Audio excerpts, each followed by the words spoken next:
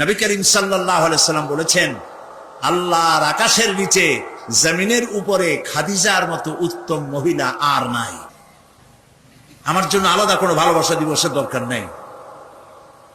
ওই সেই ৯৭-তে ওই হুজুররা যখন ক্ষমতায় ছিলেন, সেই সময় বিশ্ব ভালোবাসা দিবস পালন করতেছে। কি ভালোবাসা দিবস?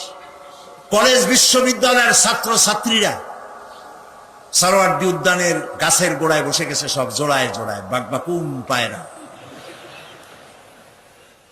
বিশ্ব ভালোবাসা। এক মন্ত্রী ঢাকা বিশ্ববিদ্যালয়ের টিএসসি মিলনায়তনে বক্তৃতা করলেন, বিশ্ব ভালোবাসা দিবসে আজ আমি ঘোষণা করতে চাই, বিল ক্লিন্টন মনিকা প্রেম অমর হোক। মন্ত্রী বললেন, আমি পার্লামেন্টে ধরলাম তাকে, বললাম, মাননীয় স্পিকার, বিল ক্লিন্টন তার মেয়ের বয়সী মনিকার সাথে যে কাজটা করেছে, সে কাজের জন্য বিল ক্লিন্টন নিজেই অনুতপ্ত। টিভি এবং রেডিওর মাধ্যমে গোটা জাতির কাছে ক্ষমা চেয়েছে। আর হিলারির পাও রাতের বেলায় কতবার ধরেছে, হিলারি আর তিনিই জানেন। যে অপরাধের জন্য তিনি নিজে অনুতপ্ত, সেই অপরাধের বিষয়টা নিয়ে একটা মন্ত্রী কতটা চারিত্রিক দিক থেকে হীনমন্য হলে ছাত্রছাত্রীর সামনে বলতে পারে, বিল ক্লিন্টন মনিকা প্রেম অমর হোক। বললাম, মাননীয় স্পিকার, একদিকে নাচুনে বুড়ি, আরো যদি পায় ঢোলের বাড়ি, তাহলে অবস্থাটা কোথায় গিয়ে দাঁড়ায়? আমার দেশে, মুসলমানদের দেশে বিশ্ব ভালোবাসা দিবসের কোনো প্রয়োজন নাই। বিশ্ব নারী দিবস পালন করা, বিশ্ব কন্যা দিবস পালন করা ওদের দরকার, যার দেশে নারীর কোনো মর্যাদা নাই, যেখানে কন্যার কোনো মর্যাদা নাই, যেখানে মাতৃত্বের পিতৃত্বের মর্যাদা নাই, সেখানে প্রয়োজন। আমার দেশে প্রয়োজন নাই। দিবস পালন করতে করতে এখন কিসব দিবস পালন করতেছে। কালকের পত্রিকায় দেখলাম বিশ্ব পায়খানা দিবস। আমি জানি না আপনারা বিশ্বাস করবেন কিনা, আমার নিজের চোখ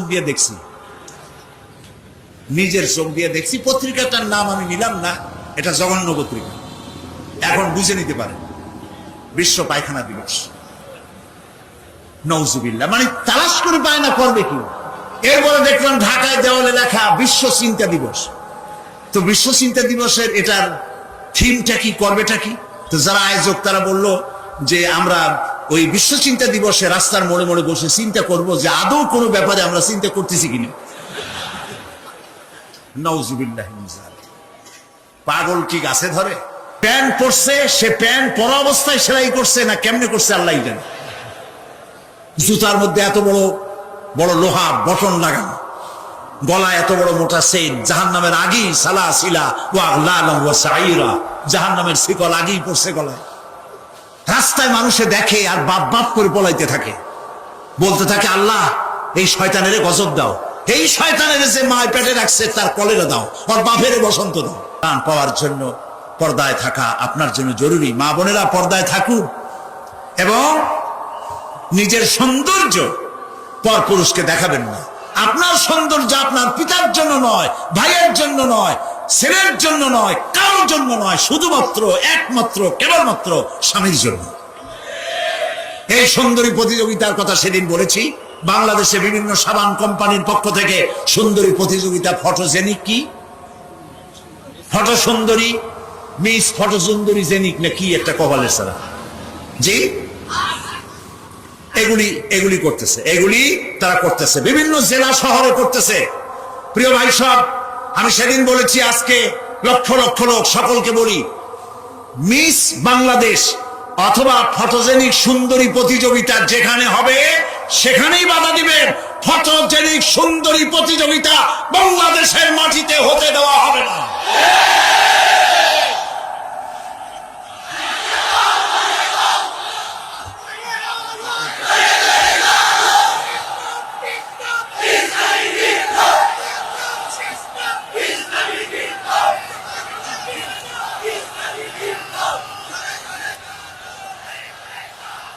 তারা একটু একটু করে আগাচ্ছে, আমরা সহ্য করি কদ্দূর দেখাচ্ছে। আপনারা যদি কথা না বলেন তাহলে এরপরে মিস বাংলাদেশ শুরু হবে। মিস বাংলাদেশ এখনো করতে পারে নাই। সাহস পায় নাই, এখন ছোট্ট ছোট্ট করে করতেছে, এরপরে মিস বাংলাদেশ করবে। নির্লজ্জ যারা নারীর সৌন্দর্য প্রতিযোগিতা যারা করে, যারা বিচারক, নারীর সৌন্দর্যের শরীরের অঙ্গ প্রত্যঙ্গের মাপ নিয়ে সৌন্দর্যের বিচার যারা করে, শয়তানের চাইতেও নিকৃষ্ট তারা, লম্পট লজ্জা। আমাদের দেশকে কোন অবস্থাতেই আমরা অশ্লীলতার পথে ধাবিত হতে দিতে পারি না। আমি সেদিনও বলেছি, এইডস রোগ তাড়াতে গিয়ে যুবকদেরকে জেনার দিকে আকৃষ্ট করা হচ্ছে। একটা সাইনবোর্ড লাগাইছে, যৌন রোগে টেনশন নাই, কি জানি লইলে, হ্যাঁ নাউজুবিল্লাহ বলেন। এটা কেমন কথা? আপনি লিখবেন এইডস রোগ হচ্ছে মরণ ব্যাধি, ধর্মীয় অনুশাসন মানলে পরে এইডস রোগ থেকে বাঁচা যায়, এটা দেখুন। যে লিখেছেন, যে ব্যক্তি লিখেছে এই স্লোগান, যার মাথায় আসছে সে নিশ্চয়ই চরিত্রবান না লম্পট। লিখেছে এই যৌন রোগে, বলেন না কি মুখস্থ, যৌন রোগে রেহাই নাই, কন্ডম লইলে টেনশন নাই, তার মানে কন্ডম নিয়ে জেনা করো। নাউজুবিল্লাহ বলে। আমি সব জায়গায় বলে এসেছি, চট্টগ্রামের পুলিশ কমিশনার, চট্টগ্রামের ডিসি, আপনারা এই সাইনবোর্ড ভাঙেন। আপনারা যদি এই সাইনবোর্ড না ভাঙেন, আমি জনগণকে বলবো, জনগণ এই এইডসের সাইনবোর্ডকে ভেঙে গুড়িয়ে দাও।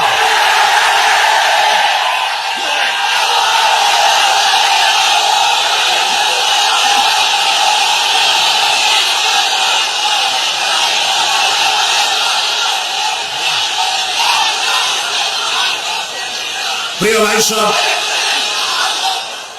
আমরা কখনো আইন হাতে নিতে চাই না, কিন্তু আমার জাতি চরিত্র ধ্বংস হলে আমরা বসে থাকবো না। আমরা কথা বলবো, আমরা আমাদের বিবেককে কারো কাছে বিক্রি করি নাই। কথা বলবো পার্লামেন্টে, সিংহের মতো গর্জন করব ময়দানে, জীবন দিয়ে দিয়ে আল্লাহর কোরআনকে প্রতিষ্ঠা করবো ইনশাআল্লাহ।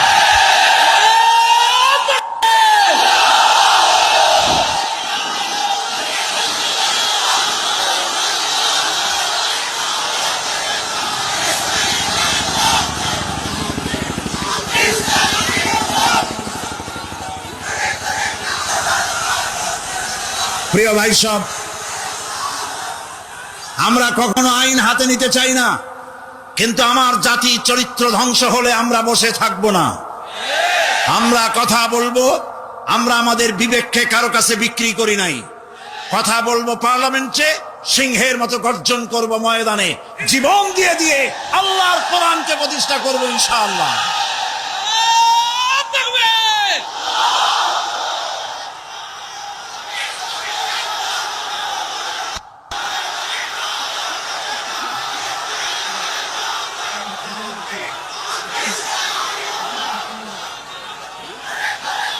প্রিয় ভাই সব, বসুন।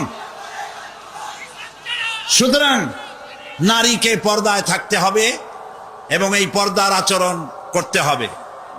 মহিলাদের কর্মসংস্থানের বিষয়টাও ইসলাম পরিষ্কার বলে দিয়েছে। মেয়েরা কাজ করতে পারবে, কোনো অসুবিধা নেই, চাকরি করবে, লেখাপড়া করবে। নবী করিম সাল্লাল্লাহু আলাইহি ওয়াসাল্লামের স্ত্রী আমাদের মা হযরত আয়েশা রাদিয়াল্লাহু তাআলা আনহা হাজার হাজার সাহাবীদের উস্তাদ ছিলেন, হাদিস শিখিয়েছেন, ফিকহ শিখিয়েছেন, সুবহানাল্লাহ বলো, কোরআন শিখিয়েছেন, যুদ্ধের ময়দানে প্রধান সেনাপতিত্বের দায়িত্ব পালন করেছেন পর্দার ভেতরে থেকেই। সুতরাং আমাদের মাতৃজাতি, আমাদের নারী সমাজ লেখাপড়া করতে পারবেন, চাকরি করতে পারবেন, সব পারবেন, তবে একটি কাজ হলে তাদের চাকরিগুলি নিরাপদ হয়। সে কাজ হচ্ছে দেশের সবগুলি, আমি প্রস্তাব করেছিলাম, প্রস্তাবটা এখনো গৃহীত হয়নি। আমি বলেছি মহিলাদের জন্য আলাদা মেডিকেল কলেজ করার জন্য, কারণ মহিলা মেডিকেল কলেজ হলে পরে আমাদের দেশে যত পুরুষ ডাক্তার আছে সেই পরিমাণ মহিলা ডাক্তার নাই। মহিলাদের এমন অনেক রোগ হয় যা স্বামীর কাছে বলতেও তারা লজ্জা করে। ডাক্তার তো ভালো, এই জন্য মহিলা ডাক্তার বেশি প্রয়োজন। আর এজন্য বহু মেধা শক্তি সম্পন্ন মেয়েরা কোএডুকেশন বলে মেডিকেল কলেজগুলিতে ভর্তি হতে চায় না। মহিলা মেডিকেল কলেজ হলে তারা স্বাচ্ছন্দ্য ফিল করে। আমি প্রস্তাব দিয়ে রেখেছি, আপনারা দোয়া করুন যেন সেটা হয়। এখন সমস্ত গার্মেন্টস ফ্যাক্টরি, সমস্ত প্রাইমারি স্কুল এবং হসপিটালের মহিলা হসপিটাল, মহিলা ক্লিনিক ইত্যাদি এগুলি যদি মহিলাদের দায়িত্বে দিয়ে দেওয়া হয় তাহলে মহিলারা নিরাপদে চাকরি করতে পারেন। বিশেষ করে সমস্ত প্রাইমারি স্কুলগুলি মাস্টার, পুরুষ মাস্টারদেরকে অন্যত্র কাজ দিয়া সমস্ত প্রাইমারি স্কুলগুলি যদি মহিলাদের হাতে ছেড়ে দেওয়া হয়, মহিলা শিক্ষয়িত্রীদের কাছে, তাহলে ছেলেরাও মায়ের মতো আদর পায়া শিখবে আর মায়েরাও নিরাপদে সতীত্ব সম্ভ্রম বজায় রেখে তারা চাকরি করতে পারবে। এরকম একটি চিন্তা চলছে, আপনারা দোয়া করেন যেন আল্লাহ তাআলা এই ব্যবস্থা করে দেন। প্রিয় ভাই সব, আর একটি কথা, এখানে একটি মসজিদ আছে কোথাও, কাদিয়ানীদের একটা মসজিদ। কোন জায়গায় নাম বলেন? আহমদিয়া চক বাজার। এইখানে একটা মসজিদ আছে কাদিয়ানীদের, বাইতুল বাসের মসজিদটার নাম। মুসলমানেরা জানে না বলে সেখানে নামাজ পড়তে যায়। মনে রাখবেন, কাদিয়ানীরা যে মসজিদ বানায় ওইটা মসজিদ না, এটা উপাসনালয়। কাদিয়ানীদের মসজিদে মুসলমানদের নামাজ হবে না, হবে না, হবে না। কারণ গোলাম মোহাম্মদ কাদিয়ানী কাফের, আর তাকে যারা নবী মানে তারাও কাফের। তাদের সাথে মুসলমানদের না না না, থামেন, এই যে বসেন। আমি কিন্তু এই গরম স্লোগান পছন্দ করি না। কি জ্বালায় পোড়াই দেবেন আপনি? জ্বালানো পোড়ানোর মধ্যে আমরা নাই। আমরা আছি, হক কথা বলি। তাদের অধিকার আছে দেশে থাকার, যেমন হিন্দু, খ্রিস্টান, বৌদ্ধ সকল জাতি যেমন এখানে সাম্প্রদায়িক সম্প্রীতি নিয়ে আছে, কাদিয়ানীরাও সেভাবে থাকবে। তবে তারা থাকবে অমুসলিম হিসাবে, মুসলমান হিসাবে অবশ্যই নয়। তাদের উপাসনার গায়ে কেউ হাত দেবে না, মনে থাকবে এই কথা। আমাদেরকে কোরআনে নিষেধ করা হয়েছে কারো মন্দির ভাঙবে না, কারো গুরুদুয়ারা, কারো গির্জা, কারো চার্চ, কারো প্যাগোডায় হাত দিবে না, ভাঙবে না, এবং কারো দেবতাকে গালি দিবে না, আমার আল্লাহ বলেছেন। মনে থাকবে এই কথা। সুতরাং তাদের উপাসনালয় হাত দেওয়া যাবে না। যেমনি বানাইছে তেমনি থাকুক, তারা নামাজ পড়বে। আমি আমার জনগণকে সতর্ক করছি, ওদের মসজিদ নয়, উপাসনালয়। ওটাকে মসজিদ বলা জায়েজ নাই, এটা উপাসনালয়। কোন মুসলমানের নামাজ এখানে হবে না, মনে থাকবে। মাথা গরম করবেন না কখনো। ইসলাম এই মাথা গরমে পছন্দ করে না। আস্তে আস্তে কোন জায়গায় নিজেরা বসে বসে বোমা বানাইয়া তারপর আন্দাজে যাই এক জায়গায় হামলা করবেন, ইসলাম এটা মানে না, ইসলাম এটা বলে না। আপনি মাথা ঠান্ডা করবেন এবং আইন শৃঙ্খলা মেনে কাজ করবেন। নিজের ইচ্ছা মতো গোপন হামলা করা, গোপনে অস্ত্র তৈরি করা ইসলামের কোনো অনুমোদন নাই। এই জন্য আজকেও বলি, বাংলাদেশে হরকতুল জিহাদ, জামাতুল মুজাহিদিন সাহায্য করেন, আর কি হিজবুত তাওহীদ, হিজবুত তাহরীর, জুমরাতুল মাসাকিন, এই জাতীয় যতগুলি নতুন নতুন সংগঠন হয়েছে, এদেশের মুসলমানদের সাথে কোনো সম্পর্ক নাই। এগুলারে যেখানে পাবেন সেখান থেকে ধরে পুলিশে ধরিয়ে দিবেন। এরা বাংলাদেশের দুশ্মন, এরা মুসলমানদের দুশ্মন।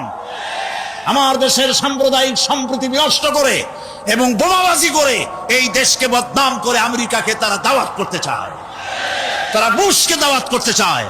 কাজী হিজবুত তাহরীর, হিজবুত তাওহীদ, হরকতুল জিহাদ, জামাতুল মুজাহিদিন মুসলমানদের সাথে কোনো সম্পর্ক নাই।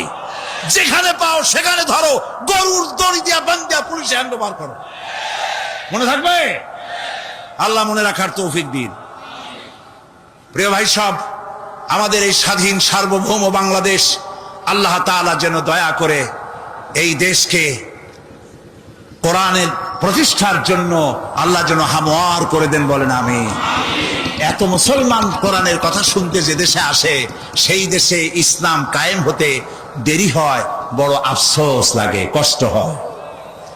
আসুন আমরা সবাই মিলে কোরআনের রাজ কায়েমের আন্দোলনে শরীক হয়ে যাই। আন্দোলন করবেন না, আপনার কোনো দাম নাই। হতে পারেন আপনি বড় মুহাদ্দিস, হতে পারেন আপনি বিশাল চিন্তাবিদ, কিন্তু আন্দোলনের সাথে নাই, আপনার দাম নাই। একটা হাতি, একটা পাগলা হাতি যদি চন্দনপুরা অথবা এদিকে কি পুরা আছে, আরে কোন কেন কথা, এই যে আশেপাশে কত পুরা আছে, একদিক দিয়ে এসে ঢুকলো, একটা হাতি যদি ঢোকে তাহলে বাড়িঘর ভাঙ্গা মেসমার করে দিতে পারে, পারে না? কিন্তু হাতি যতই পাগলা হোক, যতই বন্য হোক, যতই শক্তিশালী হোক, একটা রেজিমেন্টের সামনে একটা হাতি কিচ্ছু না।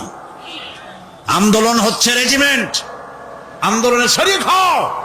কোরআন প্রতিষ্ঠা করতে যারা জীবন বাজি রেখে সামনে চলে এসেছে সেই লাইনে সামিল হয়ে যাও। প্রিয় ভাই সাহেব, আজকে আর আমি কথা বাড়াবো না, কারণ অনেক দূর যেতে হবে। বাংলাদেশের বিভিন্ন জেলা থেকে লোকেরা এসেছেন, আমি 10টার মধ্যেই শেষ করতে চাই। সেই জন্য দালানো ভাইয়ের এবার বসেন, কাঙ্ক্ষিত মোনাজাতের দিকে এগিয়ে যাচ্ছি। দোয়া কবুল হবে ইনশাআল্লাহ, বলি ইনশাআল্লাহ। এত লক্ষ লক্ষ লোকের চোখের পানি এবং তাদের আকুতি আল্লাহ ফেরত দিবেন না ইনশাআল্লাহ, বলি ইনশাআল্লাহ। আজকে কয়জন? আজকে 13 জন ইসলাম কবুল করার জন্য চলে এসেছে। বলো লা ইলাহা ইল্লাল্লাহু মুহাম্মাদুর রাসূলুল্লাহ। আল্লাহ ছাড়া ভালোবাসা দিবসের দরকার নেই। ওই সেই 97-তে ওই হুজুররা যখন ক্ষমতায় ছিলেন, সেই সময় বিশ্ব ভালোবাসা দিবস পালন করতেছে। কি ভালোবাসা দিবস? কলেজ বিশ্ববিদ্যালয়ের ছাত্র ছাত্রীরা সরোয়ার্দী উদ্যানের গাছের গোড়ায় বসে গেছে, সব জোড়ায় জোড়ায় বাকবাকুম পায়রা। বিশ্ব ভালোবাসা। এক মন্ত্রী ঢাকা বিশ্ববিদ্যালয়ের টিএসসি মিলনায়তনে বক্তৃতা করলেন।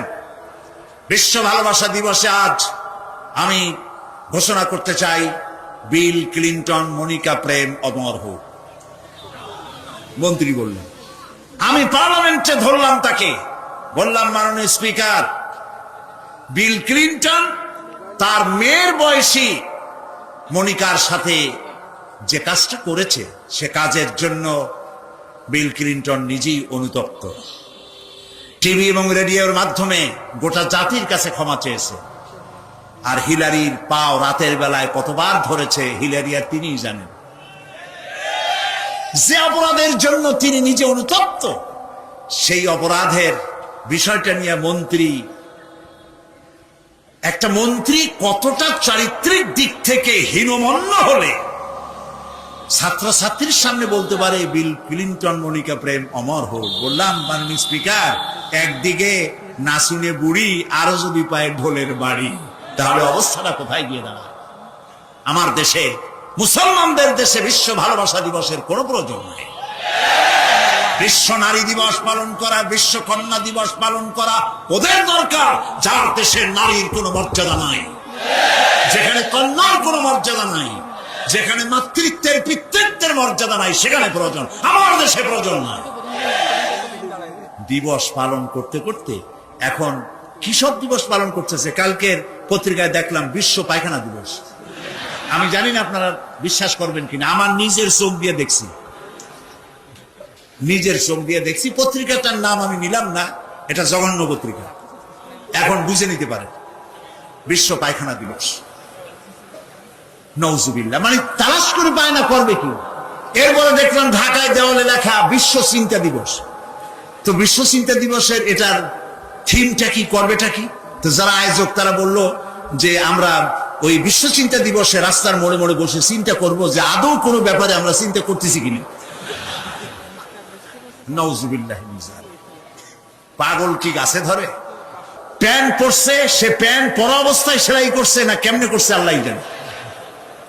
জুতার মধ্যে এত বড় বড় লোহা বটন লাগানো, গলায় এত বড় মোটা চেইন, জাহান্নামের আগেই সালাসিলা ওয়া আগলালাম ওয়া সাইরা, জাহান্নামের শিকল আগেই পড়ছে গলায়। রাস্তায় মানুষে দেখে আর বাপ বাপ করে পলাইতে থাকে, বলতে থাকে আল্লাহ এই শয়তানের গজব দাও, এই শয়তানের যে মায় পেটে রাখছে তার কলেরা দাও, আর বাপের বসন্ত দাও। সন্তান পাওয়ার জন্য পর্দায় থাকা আপনার জন্য জরুরি। মা বোনেরা পর্দায় থাকুন এবং নিজের সৌন্দর্য পর পুরুষকে দেখাবেন না। আপনার সৌন্দর্য আপনার পিতার জন্য নয়, ভাইয়ের জন্য নয়, ছেলের জন্য নয়, কারোর জন্য নয়, শুধুমাত্র একমাত্র কেবলমাত্র স্বামীর জন্য। এই সুন্দরী প্রতিযোগিতার কথা সেদিন বলেছি। বাংলাদেশে বিভিন্ন সাবান কোম্পানির পক্ষ থেকে সুন্দরী প্রতিযোগিতা, ফটোজেনিক কি ফটো সুন্দরী, মিস ফটো সুন্দরী জেনিক না কি একটা কপালের সারা, জি এগুলি করতেছে, এগুলি তারা করতেছে, বিভিন্ন জেলা শহরে করতেছে। প্রিয় ভাই সব, আমি সেদিন বলেছি, আজকে লক্ষ লক্ষ লোক, সকলকে বলি, মিস বাংলাদেশ অথবা ফটোজেনিক সুন্দরী প্রতিযোগিতা যেখানে হবে সেখানেই বাধা দিবেন। ফটোজেনিক সুন্দরী প্রতিযোগিতা বাংলাদেশের মাটিতে হতে দেওয়া হবে না।